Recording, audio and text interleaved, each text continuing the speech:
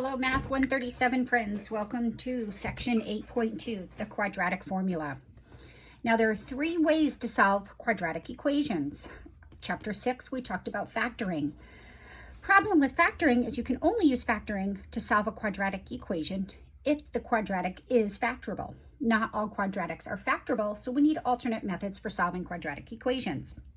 Back in 8.1, we talked about the square root property, or if necessary, putting a quadratic equation in a certain form so we could use the square root property, and that process was called completing the square.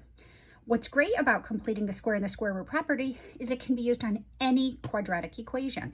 So this is the first method, factoring, only works if the quadratic equation is factorable. The second method will always work. The algebra can be a little bit tricky sometimes. In this section, we're going to talk about a third method, the quadratic formula. It is just a template for which we can plug in the values of the coefficients, and it tells us the solutions to the quadratic equation. So just to let you know, if you're not good at memorizing templates, all good college students should know the quadratic formula. You can always go to YouTube and Google quadratic equation song or quadratic equation rap, and there is tons of cute little songs out there that can help you remember the quadratic equation.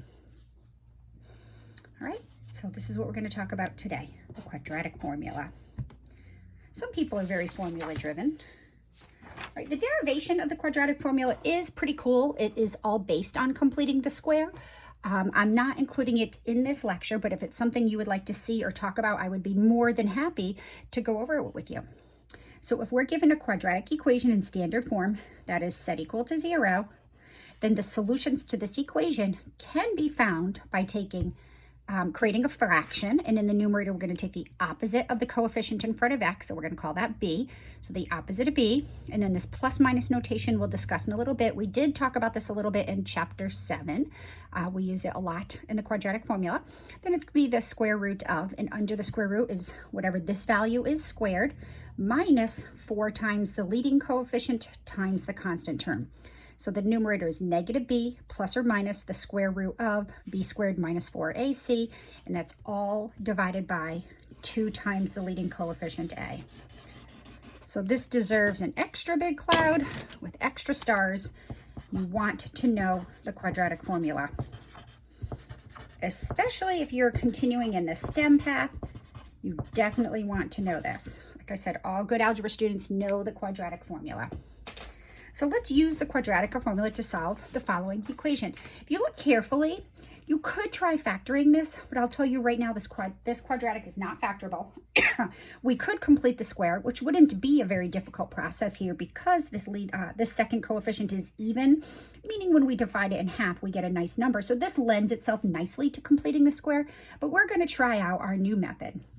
We're going to use the quadratic formula. So the first thing we need to do is identify what a, b, and c is. A is the coefficient in front of the x squared term. B is the coefficient in front of the x term. And c is the constant coefficient, the number that's all by itself with no variables attached. So a here, well, if we don't see a coefficient, that coefficient must be 1. I'm going to put a little side note here. The leading coefficient cannot be 0, because if the leading coefficient was 0, we wouldn't have a quadratic equation. We would just have a linear equation. The second value, b, is the number in front of x, and make sure you look to the left and notice that it's positive 2, because positive and negative 2 are two completely different numbers. And then we get c is, look to the left, negative 5. So we're just going to stick it into this template. So the solutions to this quadratic equation are x is equal to, create a fraction. What's going to go first is the opposite of what you identified as b, so negative 2. We're going to use this plus minus notation, and then it's going to be the square root of. Now here's a little trick that I found that students that go with this trick are less likely to make a mistake under the under the radical. Take b, square it in your head. So b is 2, we're going to square it in my head, and I'm going to put b squared, which is 4, right here. I always do that because if in this case b is not negative, but if it was negative, students tend to write things like this. they'll write by mistake -2 squared if b was -2, and it's really -2 squared, so it's safer to just put 4 under the radical. And always remember that first number under the radical is always positive. So this first number under the radical, so the first number under the radical is always greater than or equal to 0. So b squared, we're going to put 4, and then it's going to be -4 times 1 times -5. Now I put everything else out. 4 times a times c, don't forget the negative, all over 2 times a. All right, now half of the battle is getting this into your calculator correctly, so we have to make sure we hash out it all correctly. Oops, I'm going to go grab my calculator.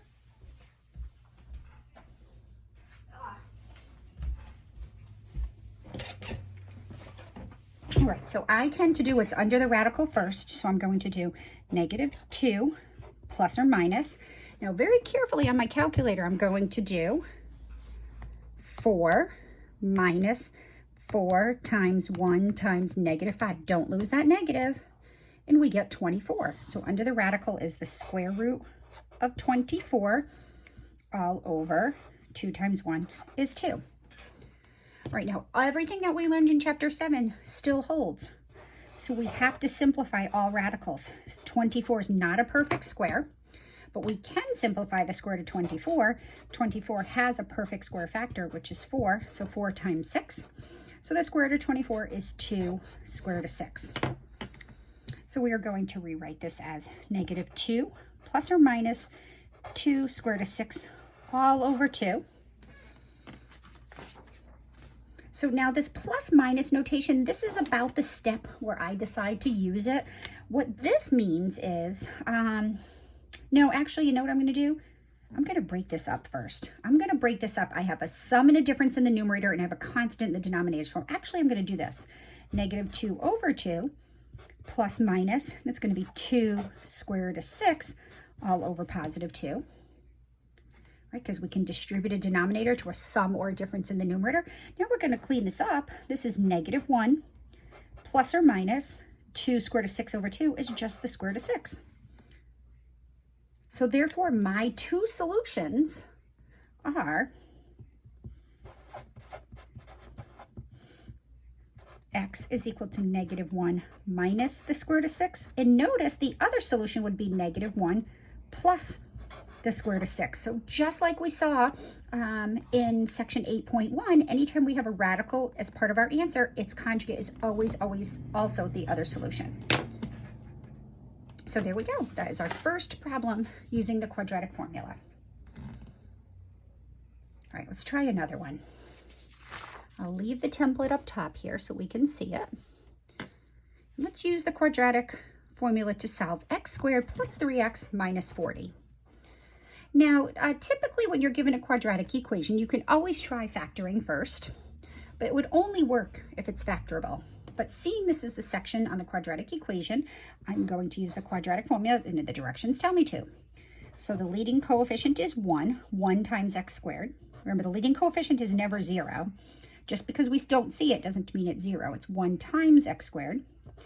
B is the constant in front of the x, which is 3. And c is the number dangling all by itself. We'll call that the constant term.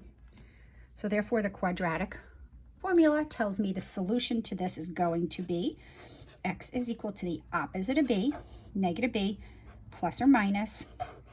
Now I automatically square b, and I put that first under the radical. 9 minus 4. A is 1 again. C is -40 all over 2 times 1. So we carefully put what's under the radical into our calculator. Clear out the last entry. 9 minus 4 times 1 times -40. We get 169. So -3 plus or minus the square root of 169 all over 2. We simplify all radicals. And we notice that the square root of 169 is, in fact, a perfect integer. 169 is a perfect square number. It's just 13 squared. So the square root of 169 is equal to 13. So this time we eliminated the radical completely. Now be really careful. This is where a lot of students tend to stop and leave that as the answer. When you eliminate the radical, we now have to do this a little bit differently. This represents two different numbers. I'm going to write the two numbers down here. This represents -3 plus 13 all over 2. And it also represents -3 minus 13 all over 2. And we use this plus minus notation so we don't have to do those 3 steps twice. Now we're going to actually do the arithmetic here. -3 plus 13 is 10. 10 divided by 2 is 5. -3 minus 13 is -16 divided by 2 is -8. Okay, so do not leave it like this.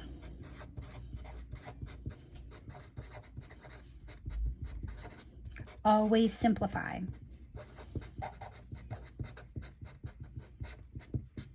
All right, so if you have no i's, no radicals, make sure you combine those values and finish up. So our two answers are x is equal to 5 and -8. So you can actually go plug those back in and see that in fact they work. But I want you also to notice x squared plus 3x minus 40 equals 0 is equivalent to x minus 5, x plus 8 equals 0. So this problem, in fact, we could have solved by factoring. And if we solve by factoring, we get the same answers because the solutions to a quadratic equation are unique. So this was just practicing using the quadratic equation. It's a little bit different of a situation than the last time. The last time we landed up with not a perfect square into the radical, so we had to remind ourselves to simplify that radical. We changed the square root of 24 into 2 square root of 6. This time we landed up with a perfect square under the radical. And in that case, we took that perfect square and we solved it algebraically. Right.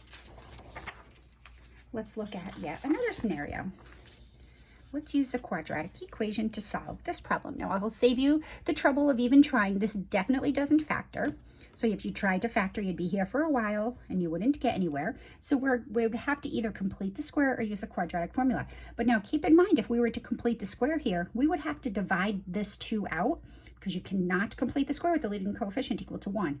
So we would divide the 2 out. We would get x squared minus 2x plus 7/2. So then we're going to introduce fractions, which sometimes we like to avoid doing. The quadratic formula is really nice because it just uses all the integers in certain parts. So let's call this guy A. B, be careful. This time B is -4. Make sure you look to the left, right? And C is +7. So the quadratic formula tells me the solution to this quadratic equation is going to be the opposite of B. Make sure you take the opposite of this. So if B is negative, we're going to start out with a positive number in the numerator, plus or minus.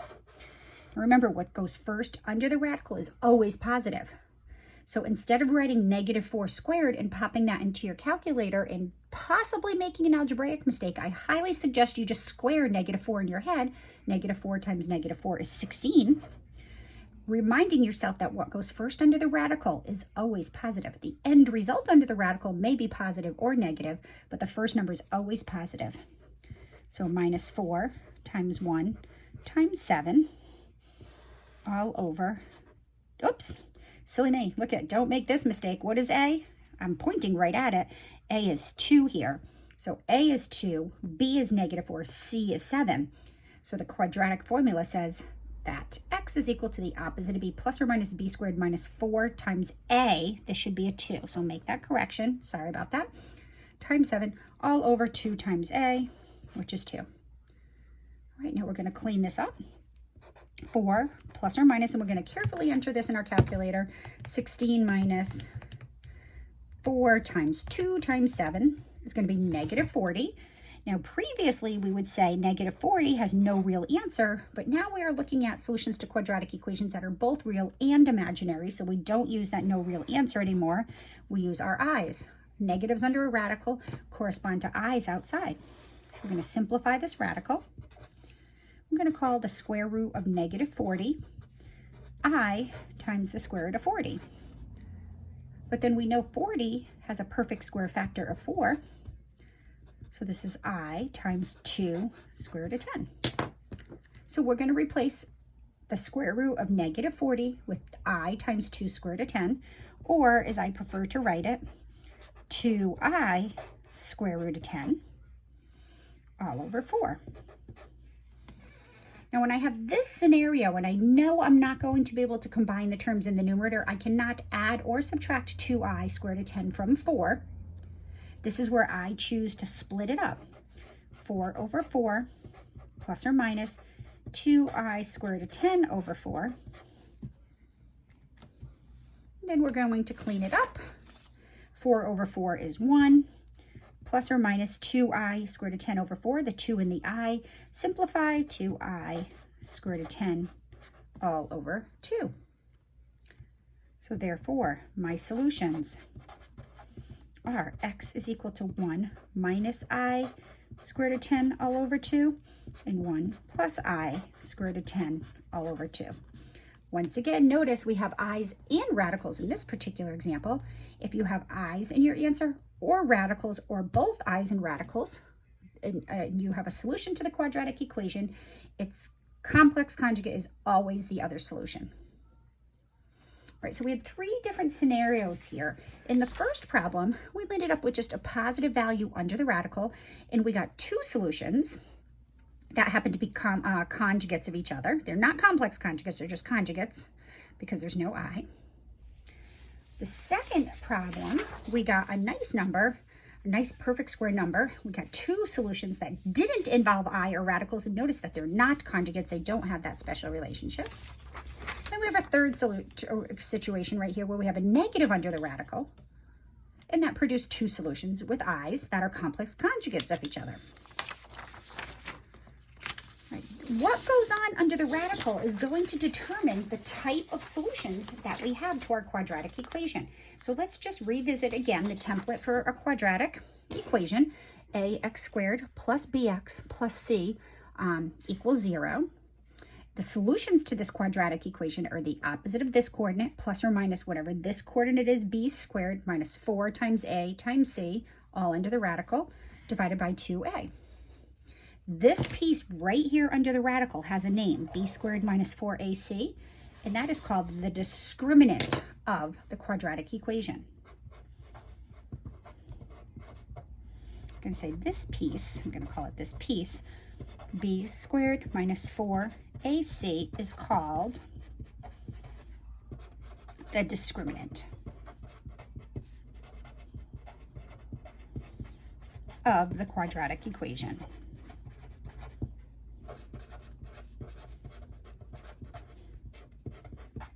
Right, this is the quadratic equation I'm referring to. How the discriminant behaves determines the number and type of solutions to the quadratic equation. If the discriminant is positive, the original quadratic equation will have 2 real solutions.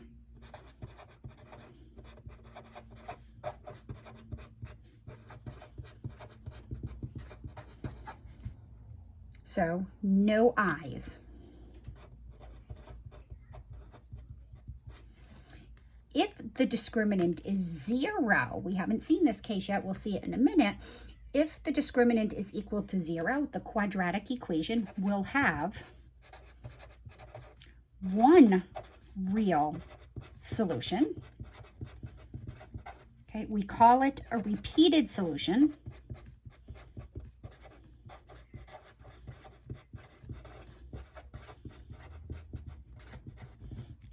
And I'll explain what that means in an example in a minute. So 1 real solution if the discriminant is 0. And if the discriminant is negative, the quadratic equation will have 2 imaginary solutions.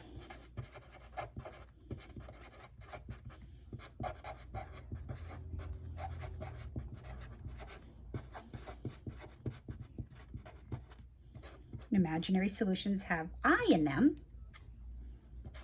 And these solutions will be conjugates of each other.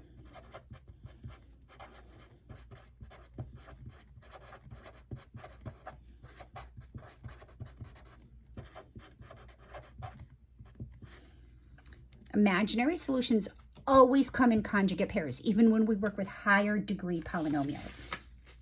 All right, so let's try another one.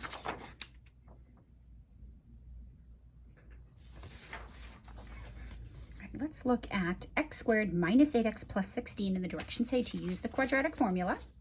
So I'm going to identify A to be 1, B to be negative 8, C to be positive 16. So by my quadratic formula, let's pull that back out here. So we can see the template, which you're all going to memorize, right? The solutions are going to be x is going to equal the opposite of b. So it's going to start with positive 8 plus or minus the square root of b squared. Now remember, b is negative, so b squared, any number squared is positive, so be really super careful. Instead of writing negative 8 squared here, actually square it and write the result 64. The first number under the radical always needs to be positive. Minus 4 times a times c all over 2 times 1. All right, so now let's simplify what's under the radical. Let's see, we have 64 minus 4 times 1 times 16. Oh, okay, so this is the one situation which we haven't yet explored. 8 plus or minus the square root of 0 all over 2. But we know the square root of 0 simplified is just 0.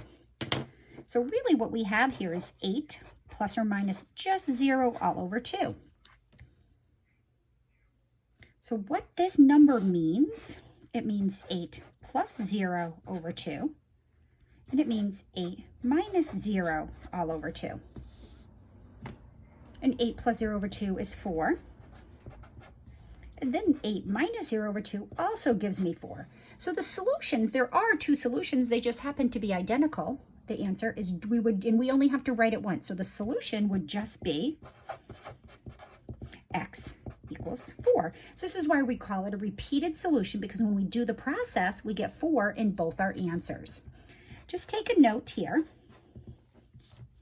X squared minus 8x plus 16 is just x minus 4 times x minus 4. We could have solved this by factoring. And from this, we get x equals 4 and 4. Now, when we factor x squared minus 8x plus 16, our factors are identical, so this is called a perfect square trinomial. Perfect square trinomials, set equal to 0, always have one solution. Again, we call it a repeated solution. 4 technically happens twice, once from this factor, once from this factor, or if we use the quadratic formula, we split it here, we get 4 as our solutions. But when we say what the solution is, we only say the 4 one time. All right, so to sum this up, this takes practice, practice, practice. All quadratic equations have at least one solution. It has one solution if the quadratic part, ax squared plus bx squared, is a perfect square trinomial. So that is, if ax squared plus bx plus c is a perfect square trinomial, then the quadratic equation, ax squared plus bx plus c, has one, what we call, repeated solution. Otherwise, the quadratic equation will always have two solutions. If the discriminant is positive, your two solutions will be real. And if your discriminant is negative, you will have two imaginary solutions. They contain i's, and they will always be conjugates of each other. All right, have fun, kids. See you in 8.3.